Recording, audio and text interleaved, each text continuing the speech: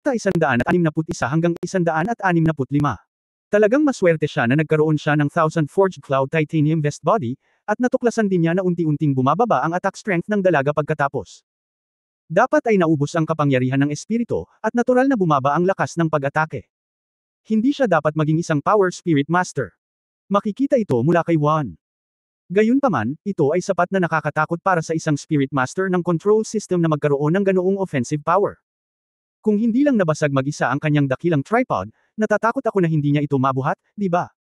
Bumangon si Tang Wulan mula sa lupa, nawala ang babae, ngunit nasa lugar pa rin siya kanina. After 2 pass, hindi pa tapos ang assessment. Nalilitong isip ni Tang Wulan. Advanced assessment, first pass, paghahanda. Advanced. Na-upgrade. Kumikislap ang liwanag, at lumitaw ang isang figure mula sa manipis na hangin.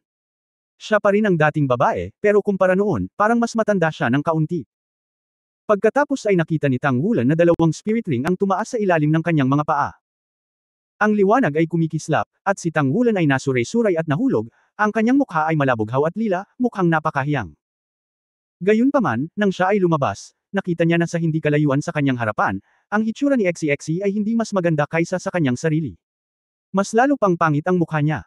Ilang level na ba ang naipasa mo? Hindi malay na tanong ni Tang Wulan sa kanya. Sinabi ni XCXC na may itim na mukha, sa isang antas, ang pagtatasa na ito ay masyadong mahirap. Ang lakas ng kalaban ay masyadong malakas, hindi ko mapigilan. Ako ay ganap na napigilan. Ang paputok na kapangyarihan at bilis ng kalaban ay mas mabilis kaysa sa akin, at ang kakayahang lumaban ng malapitan ay napakalakas. Ang aking dobleng dragon na dagger ay hindi ko kayang alagaan ang kanyang buhay. Nasaan si Guyu? Hindi pa siya lumalabas. Tanong ni Tang Wulan. Tumango si XCXC, siya pa rin ang pinakamalakas. Ilang level na ba ang nalampasan mo? Mapait na ngumiti si Tang Wulan, 2 antas ito, ngunit mahirap makuha ang pangalawang antas. Mas lumalaban ako sa matalo.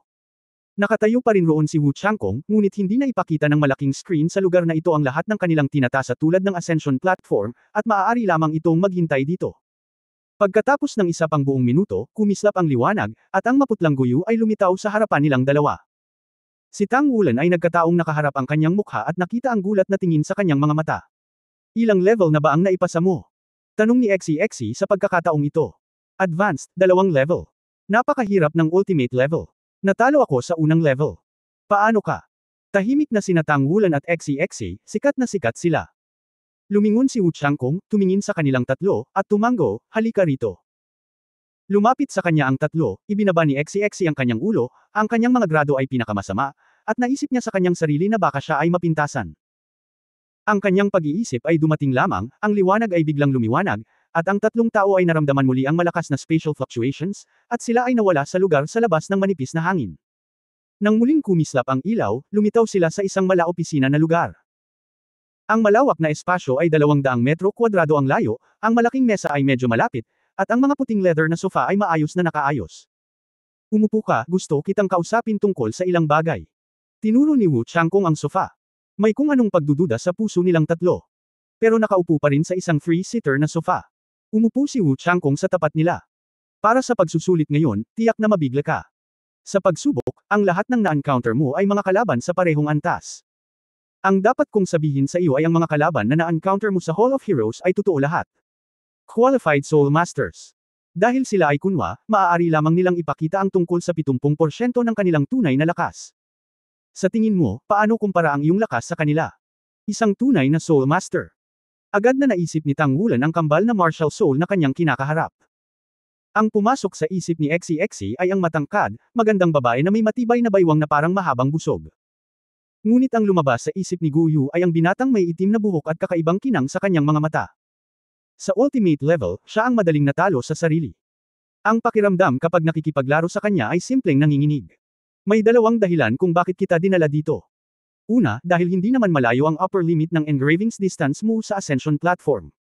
At most a few more times, hindi mo na ma-experience yun.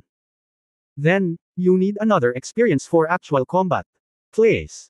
Mas totoo yung actual combat sa Hall of Heroes, kasi kung katawan mo ang direktang matransmit, matroma na syempre. Sa relatibong pagsasalita, mauunawaan mo ang Hall of Heroes bilang isang mas mataas na antas ng platform ng pag-akyat. Pangalawa, hindi nasa final exam ang kahalagahan ng assessment. Natapos na ang final exam mo noong riot period, at ibinigay ko na ang score. Ang pagpasa sa assessment dito ay nangangahulugan na makakasali ka dito.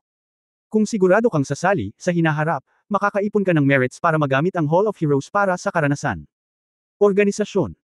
Nang marinig ang dalawang salitang ito, kasama ang footwork na ginamit niya upang harapin ang malakas noong nakaraang karanasan, agad na napagtanto ni Tangwulan na ito ang organisasyong binanggit sa kanya ni Wu Changkong at tinanggihan niya. Si XCXC at Guyu ay tumingin kay Wu Changkong nang may pagtataka. Si Teacher Wu pala ay isang organisadong tao. Teacher Wu, ano ang ginagawa ng organisasyong ito? Tanong ni XCXC. Siya ay isang miyembro ng isang malaking pamilya, at hindi siya maaaring sumali sa isang organisasyon na hindi alam ang pinagmulan. Gayunpaman, ang organisasyong ito ay dapat na nasa panig ng East China Sea High-Tech Park, at ang pinagmulan nito ay dapat na napakalehitimo. Sinabi ni Wu Changkong, narinig mo na ba ang Tang Sect? Tangmen. Nang marinig ang dalawang salitang ito, nagulat ang katawan ng tatlong Tangwulan. Tangmen. Tangmen. Paanong hindi ko ito narinig? Sa mundong ito, malamang nakakaunti ang mga taong hindi nakakaalam ng Tang Sect. Ang alamat ng Tang Sect ay umiral mula pa noong unang panahon, hanggang sa sinaunang panahon, at pagkatapos hanggang sa kasalukuyan. Masasabing ang ilang pinakamahalagang makasaysayang pangyayari sa kontinente ng Daoluo ay may kaugnayan lahat sa Tang Sect.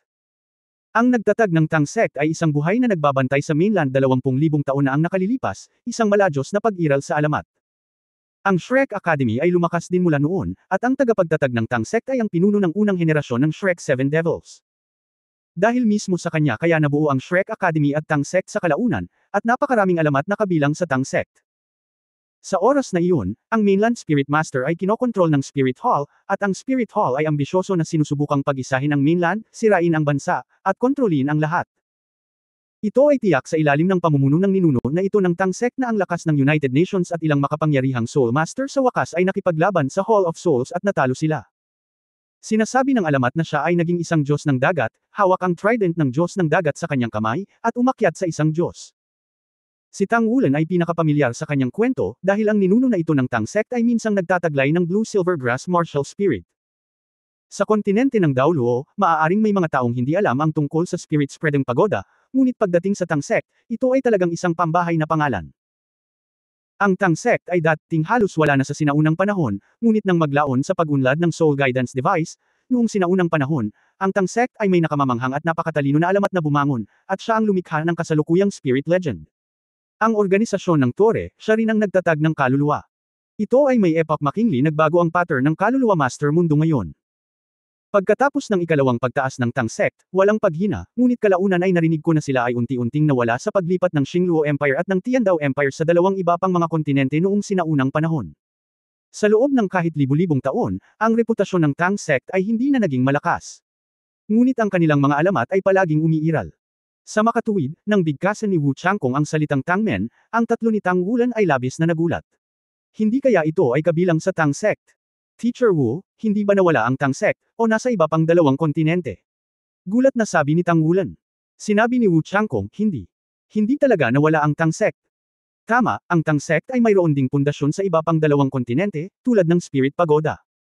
Ngunit sa kontinente ng Daoluo, ang Tang Sect ay palaging umiiral. Kaya, alam din ng opisyal ng liga. Kaya lang, ang Tang Sect ay hindi nagpahayag ng masyadong maraming sa labas ng mundo upang maiwasan ang Musyuyulin. Kung saan kami ngayon ay isang pamilya na pagmamayari ng Tang Sect, ang grupong kumpanya ay tinatawag na Xuanxi Tangmen Technology Co. Limited. Ang Hall of Heroes ay ang sistema ng karanasan na binuo ng Tangmen. Naisip ito ni Tangwulan, iniisip ang kanyang kinakalaban. Bigla siyang nagising, ang lumaban sa akin ay ang 7 Shrek na halimaw ng parehong henerasyon ng Master ng Spiritual Pagoda 10,000 taon na ang nakalilipas. Mayroon silang mga martial spirit. San Shengzhen Soulding at Jufeng pumunta sa Fengxiao Daoluo Xiaoxiao ni Yixiao. Blanco ang sinabi ni XCX, kung gayon, sino ang lumaban sa akin, hindi ba ang Demon Rabbit na si Daoluo Jiangnanen mula sa henerasyong iyon ng Shrek Seven Devils? Medyo natulala ang mga mata ni Guyu, sumulyap si Wu Changkong sa kanya, ang tumalo kay Guyu ay ang nagtatag ng Spirit Pagoda, ang Master ng Spirit Pagoda, at ang lakas ng Spirit Ice Daoluo Wu Yuhao sa dalawang singsing. Sa makatuwid, hindi mo kailangang panghinaan ng loob. Ang matatalo sa iyo ay ang lahat ng maalamat na kapangyarihan ng nakaraan. At kung mapapabuti mo ang Hall of Heroes, magkakaroon ka pa ng pagkakataong harapin ang pagsubok ng unang Shrek Seven Devils sa hinaharap. Nang marinig ang mga salita ni Wu Changkong, hindi na mamalayan ni Tangwulan na lumunok ng isang subo ng likido. Halos sabihin niya ng walang pag-aalinlangan, sasali ako. Para sa Tang Sect, sobra at labis ang pananabik niya, mula pagkabata, lumaki siyang nakikinig sa kwento ng Tang Sect. Lalo na ang nagtatag ng Tang Sect na may parehong martial spirit gaya niya, iyon ang tunay na idolo sa kanyang puso. Nang sabihin ni Wu Changkong na ang organisasyong gusto niyang salihan ay Tang Sect, hindi na siya nagdalawang isip pa. Pagkatapos mag-alinlangan sandali ni XCXC, sinabi niya, sasali rin ako. Sinabi ni Wu Changkong, huwag magmadali sa paggawa ng desisyon, maaari kang bumalik at magtanong sa iyong pamilya. Umiling si XCXC at sinabing, hindi, ayokong palampasin ang pagkakataong ito, Teacher Wu, sasali ako. Naniniwala rin ako na makukumbinsi ko ang aking pamilya. Ang mga mata ni Tang Wulan at XCXC ay nahulog kay Guyu, hindi alam kung sasali siya. Ang parehong ay totoo para sa Wu Changkong. Sa pagsusulit sa libro ngayon, si Guyu ay gumanap ng pinakamahusay.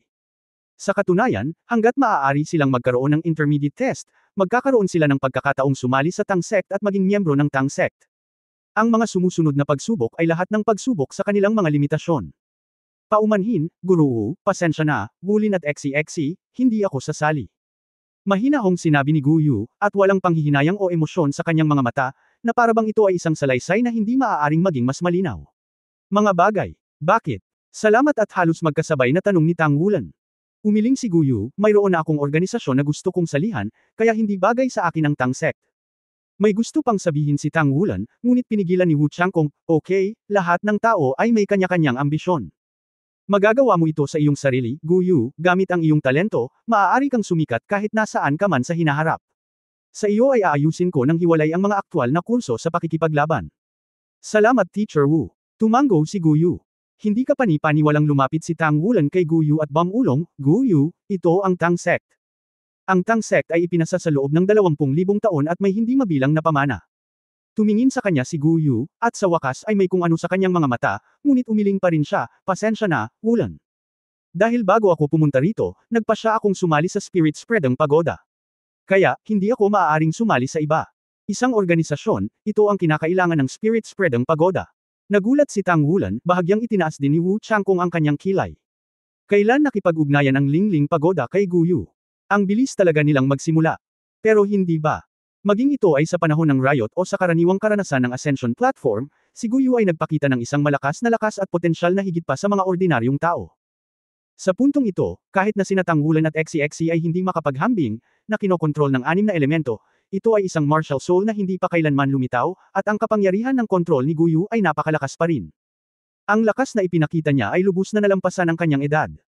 Walang duda na ang organisasyon ng Spirit Spreading Pagoda ay dapat na nagbayad ng malaking halaga bago siya pumayag na sumali. Sa katunayan, hindi maginhawang sumali sa Tang Sect pagkatapos sumali sa Spirit Spreading Pagoda. Tiningnan ni Wu Changkong sina Tang Wulan at XCXC, at sinabing, tama si Guyu. Parehong ang Tang Sect at ang Spirit Pagoda ay ang nangungunang mga organisasyon sa mainland. Ang organisasyon ay hindi tulad ng isang asosasyon. Maaari ka lamang pumili ng isa. Kung pipiliin mo ang Tang kung gusto mong umalis sa Tang Sect, hindi mo mapipili ang Spirit Spreading Pagoda sa hinaharap. Kung gusto mong ibalik ang lahat ng bagay, kailangan mong umalis mula sa Tang Sect. Cultivation techniques kaya, kailangan mong pag-isipang mabuti bago sabihin sa akin ang iyong desisyon. Sinabi ni Tang Wulan ng walang pag-aalinlangan, huwag mo nang isipin iyon. Gusto kong sumali sa Tang Sect. Ito ang pangarap ko. Oo, noong bata pa siya, ang pagsali sa Tang Sect ang pangarap niya. Ayaw niyang mahiwalay kay Guyu, ang kanyang partner, ngunit hindi niya kayang talikuran ang kanyang pangarap. Tumingin si XCXC kay Tang Wulan, pagkatapos ay kay Guyu, tumango, at sinabing, Teacher Wu, gusto ko ring sumali sa Tang Sect. Okay, iyon lang para sa pagsusulit ngayon. Pagkatapos nito, kakailanganin mong punan ng isang serye ng impormasyon, at pagkatapos ay magiging miyembro ka ng Tang Sect. Sasabihin ko sa iyo ang lahat tungkol sa Tang Sect, kabilang ang mga patakaran, benepisyo, at obligasyon. Sa pagbabalik, si Tang Wulan ay nakaupo sa bus, nakatingin sa malayo, ang kanyang mga mata ay medyo malungkot. Wala na si Wang Jingxi, wala na si Zhang Yangzi. Pinili rin ni Guyu ang ibang landas mula sa kanya. Isa-isang umalis ang magka-partner. Pakiramdam niya ay wala siyang kapangyarihan. Wala siyang dahilan para maimpluwensyahan ang mga desisyon ng iba. Kung ang Tang Sect ay hindi niya pangarap, tiyak na pipiliin niyang pumunta sa parehong paraan tulad ni Guyu. Magka-partner sila. Pero ngayon, parang sa kapalaran, isa-isang umaalis ang mga kamag-anak at kaibigan sa paligid. Ngayon si XCXC na lang ang natitira. Pagkaraan ng ilang sandali, iiwan din ba ni XCXC ang kanyang sarili? Umupo si XCXC sa tabi niya, anong problema? Hindi ako masaya dahil hindi sumali si Guyu. Umiling si Tang Wulan, iniisip ko lang na ang mga tao sa paligid ko ay palaging isa-isang aalis. Wala na si tatay at nanay, wala na si Nair, wala na rin sina Zhang Yangzi at Wang Jingxi. Ngayon ay iba na rin ang pinili ni Guyu. Wei, siguro, kaya ko lang mag-isa.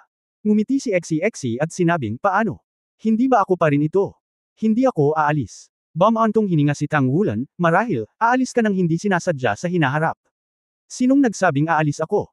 Sa sandaling ito, dumating ang boses ni Guyu, at si Xi ay direktang hinayla sa tabi niya, nagpalit ng posisyon, at umupo sa tabi ni Tang Wulan. Ang iyong emosyon ay napaka-fragile.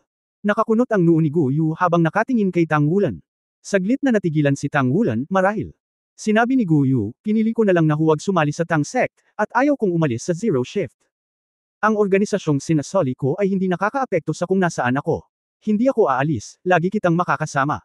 Yumuko si Xi at sinabing, kung tatanggalin mo ang salitang, lalaki, baka lalo siyang maantig. Pumunta ka sa isang tabi. Halos magkasabay na sabi ni Tang Wulan at Guyu. Buli ka. Agrabyado na sabi ni Xi. Ngumiti si Tang Wulan, I'm sorry Guyu, hindi talaga kita sinisisi. Lahat ng tao may kanya-kanyang choice, medyo naliligaw lang ako. Tama ka, siguro dahil sa pag-alis ng pamilya ko, medyo nakaramdam ako ng emosyon. Fragile. Susubukan kong ayusin ang sarili ko. Sinabi ni Xi, kapag oras na para magbulalas, hayaan mo akong ilabas ito. Halimbawa, hayaan mo akong bigyan ito ng isang matalo. Ngumuso si Tang Wulan, hindi palaging tiyak kung sino ang matatalo kung sino. Ang pagtatapos ng isang semestre ay ang pinakamasayang oras para sa lahat ng mga mag-aaral. Kasi, malapit na magbakasyon. Pagkatapos ng isang buwang bakasyon, sa wakas ay hindi ko na kailangang mag-aral at magsanay ng masinsinan, at makakapag-relax na ako ng lubusan. Kahit Soul Masters na sila, mga bata pa rin sila. Magbabakasyon din ang Zero Class.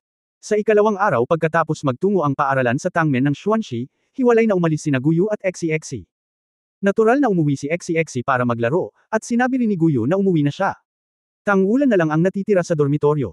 Saan pupunta? Bumalik sa Aulai City. Wala na sila mom and dad, may sarili pa ba silang bahay doon? Ngumiti ng mapait si Tang Wulan. Ang tanging lugar na mayroon siya ngayon ay ang forging studio ni Mantian. Marahil, sa kanyang paglilinang at trabaho lamang niya makakalimutan ang mga iniisip ng kanyang pamilya. Pinunan niya ang form ng pagpaparehistro ng Tang Sect at ibinigay ito kay Wu Changkong. Ang susunod na hakbang ay maghintay para sa pag-aproba mula sa Tang Sect ng Hyun World. Pagkatapos ng pag-aproba, siya ay magiging ganap na miyembro.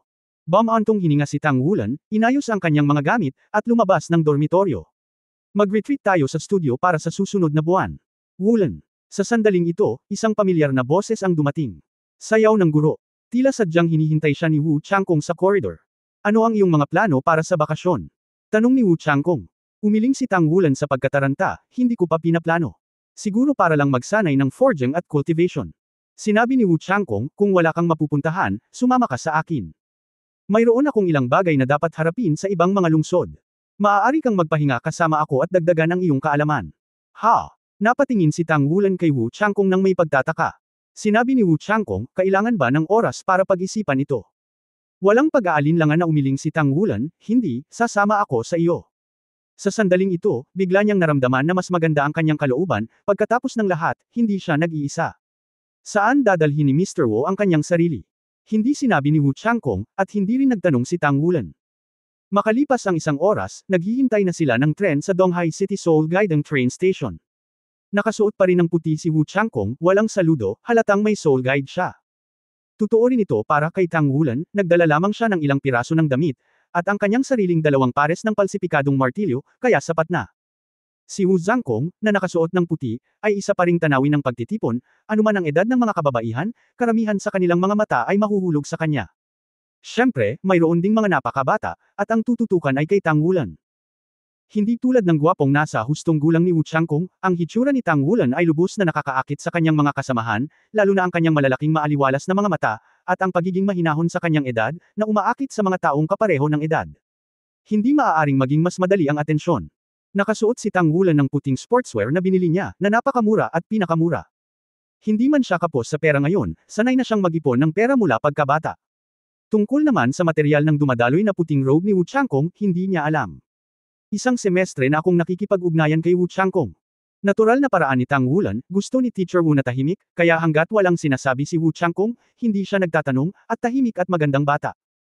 Sa malalim na tunog, ang soul guide na tren ay pumasok sa istasyon, at alam ni Tang Wulan ang kanilang patutunguhan.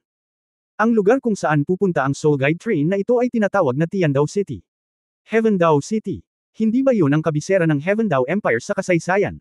Isang napakasikat na malaking lungsod, kahit ngayon, isa na rin itong first-tier na lungsod sa Daoluo Continent. Ito ay hindi isang maikling distansya mula sa Donghai City hanggang Tiandao City. Binili ni Wu Changkong ang pinakakaraniwang upuan. Ang bawat hilera sa karwahe ay maaaring maglaman ng 4 na tao, 2 sa isang gilid, at ang pasilyo sa gitna. Dahil ito ang pinakakaraniwang karwahe, halatang medyo masikip. Mas maganda si Tang Wulan, bata pa siya. Ngunit ang mahahabang binti ni Wu Changkong ay may diin lamang sa likod ng upuan sa harapan. Pinaupo ni Wu Changkong si Tang Wulan sa loob, at umupo siya sa labas mag-isa. Sa ganitong paraan, si Tang Wulan ay katumbas ng pagkakaroon ng sarili niyang independenteng maliit na espasyo. Bagamat medyo masikip ang espasyong ito, naging madali para sa mga tao na gumawa ng kaligtasan. Pakiramdam. Nandito ka na. Nag-abot si Wu Changkong ng brochure kay Tang Wulan. Tinanguan ito ni Tang Wulan, walang kahit isang salita sa pabalat, ito ay parang notebook. Binuksan ito ni Tang Wulan at nakitang may mga karakter na iginuhit sa loob, pati na rin ang maraming notes at text. Ano ito? Teacher Wu. Tanong ni Tang Wulan. Walang magiging problema sa pag-aproba ng iyong Tang sect. Ito ang cultivation technique ng Tang sect, o ito ay masasabing isang meditation technique. Zuan Chengang.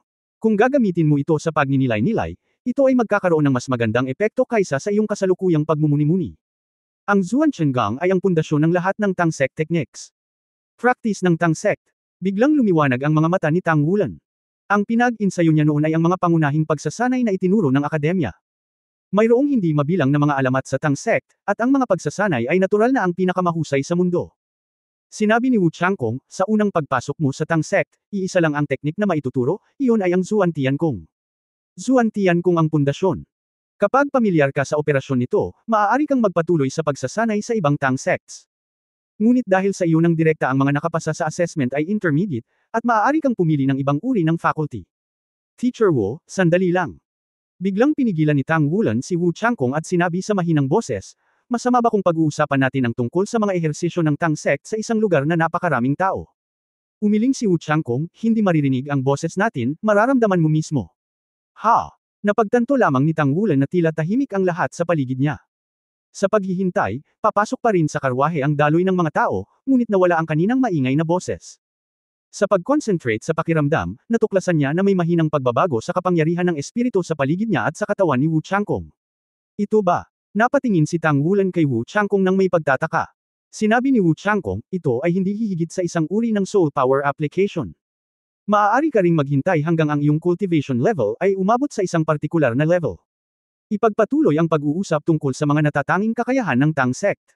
Kabilang sa mga natatanging kasanayan ng Tang sect ang Zuan Tiangong, Zuan Jade Hand, Control ang Crane at Catching Dragon, at Ghost and Shadow Footwork.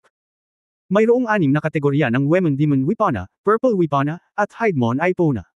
Baijia. Kabilang sa mga ito, ang Hidden Weapon Baijia ay unti-unting naisama sa natatanging battle armor na pagpino kasama ang pagdevelop ng Soul Guidance Device ang iba pang mga kakaibang kasanayan, mga baguhan maaari mong matutunan ang isa pagkatapos na makapasa sa advanced na pagtatasa, maaari mong matutunan ang isa pa ang mata. Ang mga mata ay ang mga bintana ng kaluluwa, at ang mga ito ang pinakamadaling makaapekto sa kapangyarihan ng pag-iisip upang magbago. Ito ang pinakakapakipakinabang sa iyong hinaharap, kaya piliin ang Purple Magic Pupil para sa iyong pangalawang pagsasanay. Okay. Lumiwanag ang mga mata ni Tang Wulan nang marinig niya ito. Ito ang natatanging kaalaman ng Tang sect. Teacher Wu, ano ang kailangan kong gawin para sa Tang sect? Tanong ni Tang Wulan. Sinabi ni Wu Changkong, dapat mong isaisip ang mga alituntunin ng Tang sect. Kung gagawin mo ng mabuti ang mga puntong ito, ang iyong pagkakakilanlan bilang isang alagad ng Tang sect ay hindi magbabago. Sa mundong ito, walang magandang bagay para sa wala. Gusto mong ma-promote sa Tang sect? Kailangan mong magbayad para sa katayuan ng sekta, halimbawa, upang makumplito ang mga gawain.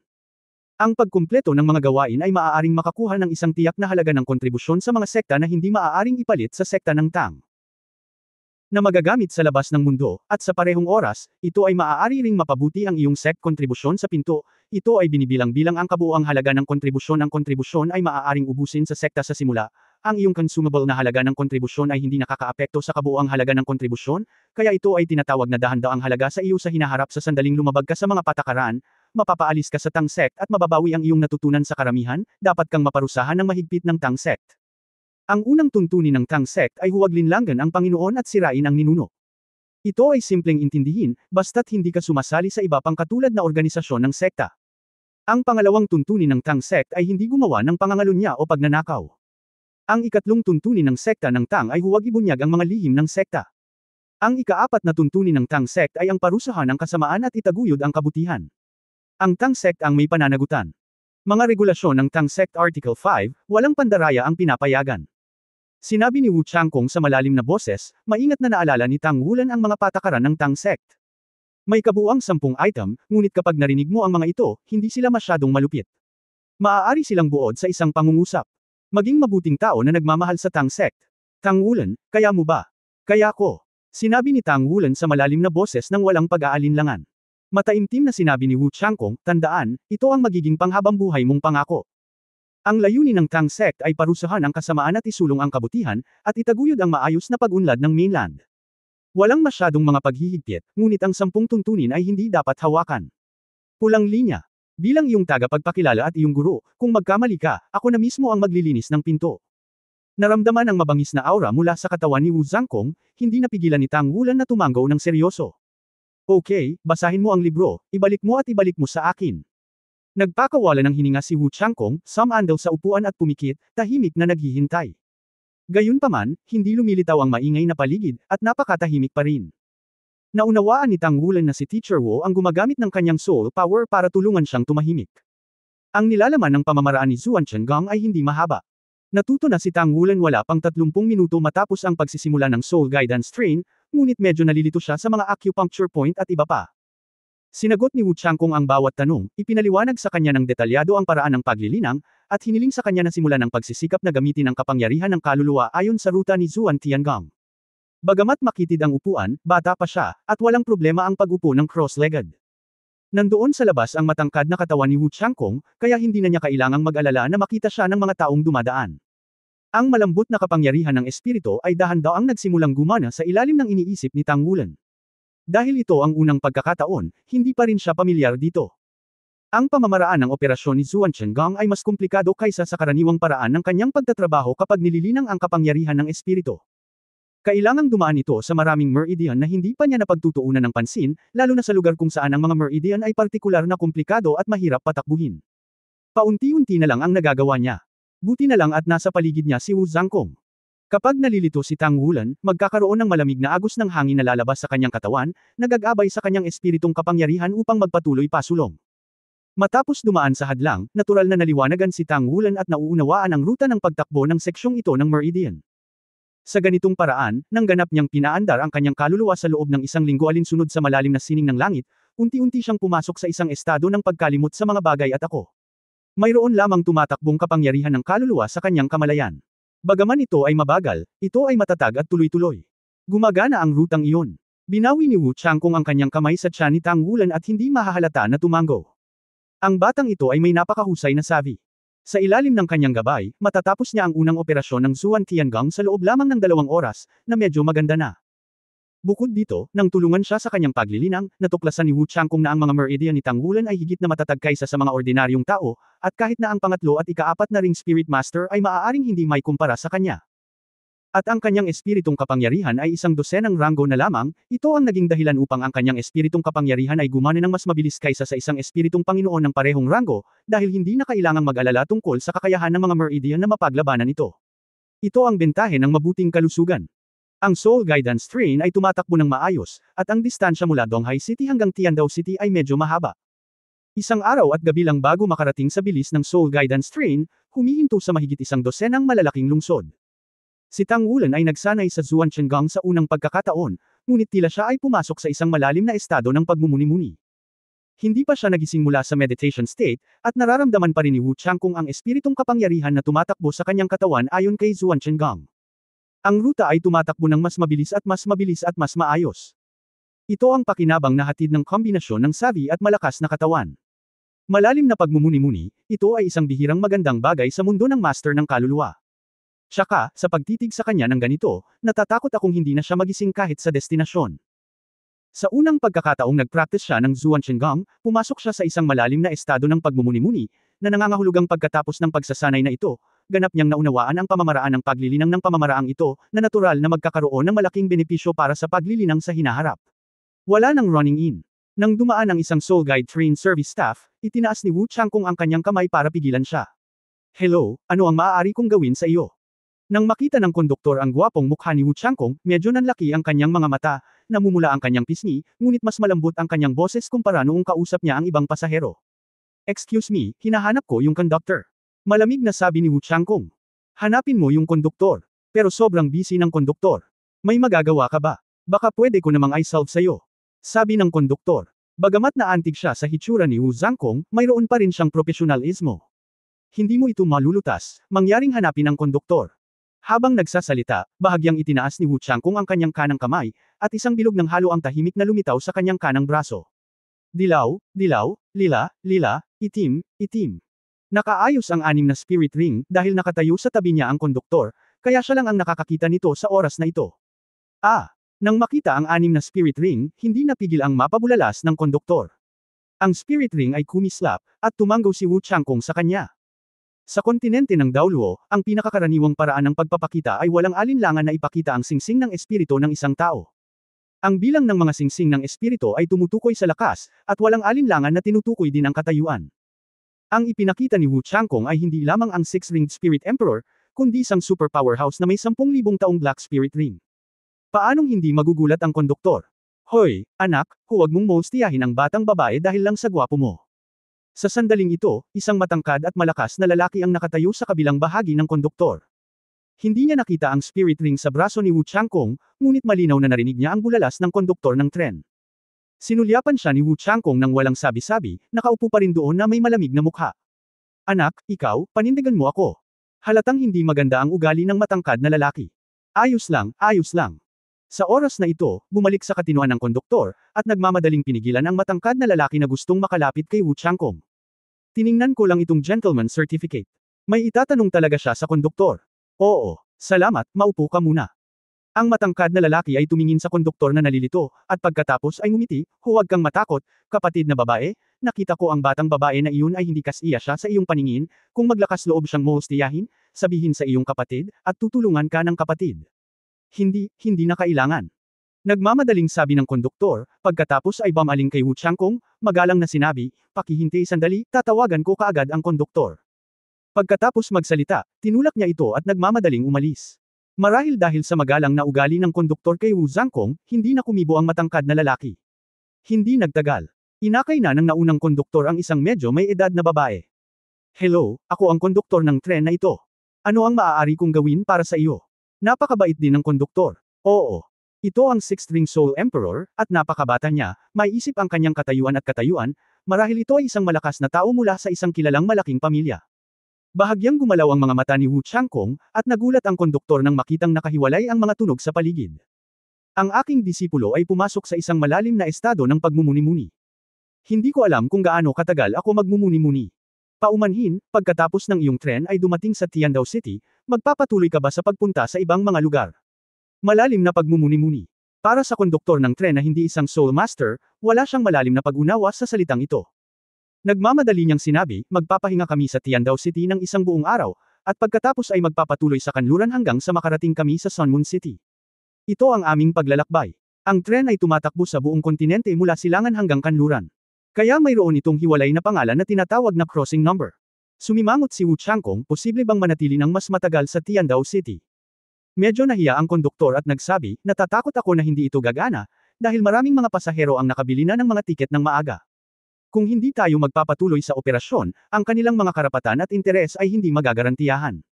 Tumanggo si Wu Changkong, at sinabi, okay, alam ko, hayaan mo akong makahanap ng paraan. Okay, pasensya na sa abala sa iyo. Kung mayroon kang anumang tulong, mangyaring ipaalam sa akin. Ngumiti ang konduktor. Umalis ang konduktor, at ang matangkad na lalaki sa tabi ng bahay ay nagsabi ng may paghamak, anong klaseng pagpapanggap, bakit dumating ang konduktor ngunit hindi umimik? Ipinikit ni Wu Changkong ang kanyang mga mata, na parang hindi niya narinig, at hindi siya pinansin. Nakaramdam ng pagkabagot ang matangkad na lalaki kaya hindi na siya nagsalita. Sa wakas, maayos na nakarating ang Soul Guidance Train sa Tiandao City. Mga pasahero, mangyaring dalhin ang inyong mga bagahe at bumaba ng bus ng maayos. Dahil medyo siksikan ang daloy ng mga tao, mangyaring panatilihin ang inyong mga gamit, bigyang pansin ang kaligtasan, at iwasang matapakan ang mga ito. Ang boses ng konduktor ay nanggaling sa loudspeaker. Ang mga nakapaligid na pasahero ay sumaludo at nagsimulang bumaba ng kotse, ngunit si Wu Changkong ay nakaupo pa rin doon na hindi kumikibo. Dahil nasa state of meditation pa rin si Tang Wulan. Nakasimangot, may naisip na siya. Hindi nagtagal, lahat ng tao sa tren ay nakababa na, tanging sina Wu Changkong at Tang Wulan na lang ang natira. Lumapit ang konduktor na namamahala sa paglilinis, "Sir, oras na para bumaba ng tren." Tumayo si Wu Changkong at sinabi, "Gusto kong kunin ang upuan na ito, at babayaran kita ng pera." Habang nagsasalita, kumuha siya ng isang dakot ng federal currency at iniabot sa konduktor. "Alisin mo ang upuan." Hindi pa nakikilala ng konduktor ang ganoong kakaibang bisita. Ano ang pag-alis ng upuan? Mabilis na sinabi sa kanya ni Wu Changkong na may aksyon kung ano ang kahulugan ng pangungusap na ito. Isang mahinang asul na liwanag ang lumabas sa kanyang kamay. Naramdaman na lamang ng konduktor na biglang nanlamig ang hangin sa kanyang katawan, kumislap ang bughaw na liwanag, at ang upuan na may bata ay tahimik at tuloy-tuloy, at ay nilalayan ng lalaking nakaputi. Sa kaliwang kamay. Pagkatapos ay humakbang ang isang ito sa ilalim ng sasakyan. Ha! Inalis ba nito ang upuan? OMG! Pinaghiwalay niya ang upuan. Ang konduktor, ako. Ang konduktor ay nagmamadaling binuksan ang soul communicator upang ipaalam. Ngunit sa oras na ito ay inilabas na ni Wu Changkong si Tang Wulan sa kotse. Hindi pwedeng huminto ang tren dito ng matagal. Ang tanging magagawa niya ay bumaba ng tren at ihatid ito. Kasabay nito, ginamit niya ang kanyang soul power para protektahan si Tang Wulan sa upuan para matiyak na hindi siya maaapektuhan at mauwi sa kalituhan. Madaling gawin pagkatapos umalis sa istasyon ng tren, maghanap na lang ng hotel na matitirhan. Pagkababa ng sasakyan, ang upuan ni Wu Chang na walang laman ay mabilis na pinagtutuunan ng pansin. Ang mga pasaherong nakakita sa kanya ay hindi maiwasang mapatingin sa gulat. Ano ang sitwasyon? Sa sandaling ito, tumunog ang alarma ng DD, at isang grupo ng mga patrol officer ng istasyon ng tren na gabay ng kaluluwa na may dalang mga soul-guided ray gun ang bumangga. "Tumigil ka." Hinaranggan nila ang landas ni Wu Changkong. Sinabi ng unang patrolman sa malalim na boses, "Sir, sinira mo ang mga pampublikong pasilidad ng tren nang walang pahintulot at ginamit ang pamamaraang ito para hawakan ang batang ito. Mangyaring sumama sa amin at ipaliwanag ang sitwasyon." Okay. Hindi tumutol si Wu Changkong, ngunit natural na sumang-ayon. Para sa kanyang kalmado at lamig, nabigla rin ang mga patrol na ito. Kakaiba ang lalaking ito, pero napakahusay niyang magsalita. Nalaman lang nila mula sa konduktor, na ang nasa harap nila ay malamang na isang six-string soul emperor. Hindi yun isang bagay na maaari nilang labanan, kaya lahat sila ay labis na kinakabahan. Sa kabutihang palad, hindi sila lumaban, at napaka-cooperative. Sa ilalim ng escort ng isang grupo ng patrol police, sinuportahan ni Wu Changkong si Tang Wulan at sinundan sila sa patrol brigade sa Tiandao City Soul Guiding Train Station.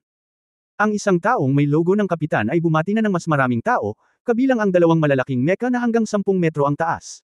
Ito na ang buong puwersa ng pulisya sa istasyon ng tren sa ilalim ng normal na kondisyon. "Hello, ikaw ba ang Soul Emperor?" Diretsyong tanong ng kapitan. Ang mukha ni Wu Changkong ay kalmado, ngunit isang bilog ng mga singsing ng espiritu ang tumaas mula sa ilalim ng kanyang mga paa. Hindi niya itinago ang kanyang aura, ang kanyang malupit na aura, lalo na nang lumitaw ang itim na spirit ring, ang mukha ng patrol captain ay nagbago ng husto. "Kumusta, kagalang-galang na Soul Emperor, hello." Bahagyang yumuko ang kapitan at binati si Wu Changkong. Bagamat ang mga ordinaryong tao ay maaari na ngayong gumamit ng soul guidance device, at mayroon silang magandang combat effectiveness. Gayunpaman, alam ng lahat ang pagkakaiba sa pagitan ng isang tunay na master ng kaluluwa at mga ordinaryong tao. Lalo na, ito ang Soul Emperor. Kahit na ang kapitan ng police patrol, ito ang unang pagkakataon sa kanyang buhay na makakita ng ganoong high-level spirit master, how dare you neglect. Ang Black Spirit Ring ay nasa 10,000 taon na antas, isang maalamat na pag-iral na maaaring sirain ang mundo. Paano siya maglakas loob na sakta ng isang malakas na tao sa antas na ito? Sinabi ni Wu Changkong, "Ikinalulungkot ko sa paggulo sa iyo, ngunit ang aking disipulo ay pumasok sa malalim na pagmumuni-muni at hindi maaabala, kaya kailangan kong gawin ito.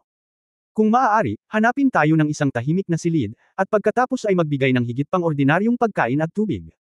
Naging kakaiba ang mga mukha ng mga patrol sa paligid. Ito ang unang pagkakataon na nakakita sila ng ganoong bull suspect at direktang inutusan silang pumunta. Ngunit sa kanilang pagtataka, sinabi kaagad ng patrol captain, "Sige, sumama ka sa akin.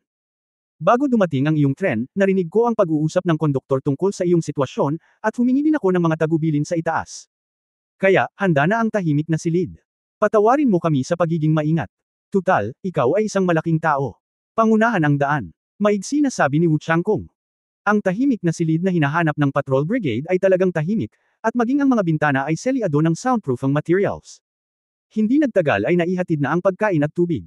Lahat sila ay napaka-advanced na mga nutritional na produkto. Naghihintay para sa isang malakas na emperador ng kaluluwa, kung gaano kalakas ang kanilang kapabayaan. Kaya naman tuwang-tuwa ang kapitan ng patrol brigade ay dahil nag-iwan ng pera si Wu Changkung sa mga flight attendant matapos putulin ang upuan, ibig sabihin ay wala siyang mali siya. Kung hindi, humingi na siya ng suporta.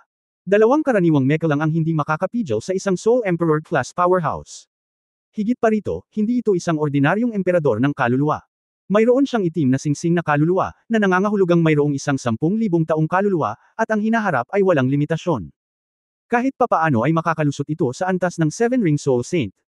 Sa antas ng kaluluwang santo, ang katayuan ay maaaring katumbas ng katayuan ng punong ehekutibo ng isang pangalawang antas na lungsod. Ngunit hindi alam ni Tang Wulan ang lahat tungkol sa labas ng mundo.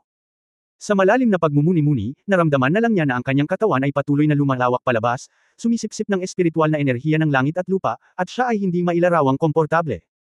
Ang bawat malambot na pagbabago-bago ng kapangyarihan ng espiritu sa katawan ay naghuhugas ng kanyang mga meridian, at dahan-daang hinihigop ng mga meridian ang kapangyarihan ng espiritu, at pagkatapos ay nagpapakain pabalik. Martial soul, soul power, mutated body, bloodline, lahat ay banayad na pinagsama sa malalim na pagmumuni-muni. Ang prosesong ito ay hindi gumagawa ng alinman sa kanyang mga kakayahan na isang lukso, ngunit ang prosesong ito ay nagpapalubog sa kanyang buong tao sa isang kahangahangang kapaligiran. Pagkatapos ng pagsasanib, ang katawan ay walang alinlangan na makatiis ng higit pang mga bagay. Walang alinlangan na gagawin nitong mas maayos ang kanyang paglilinang sa hinaharap. Hindi ko alam kung gaano katagal. Nang maramdaman ni Tang Wu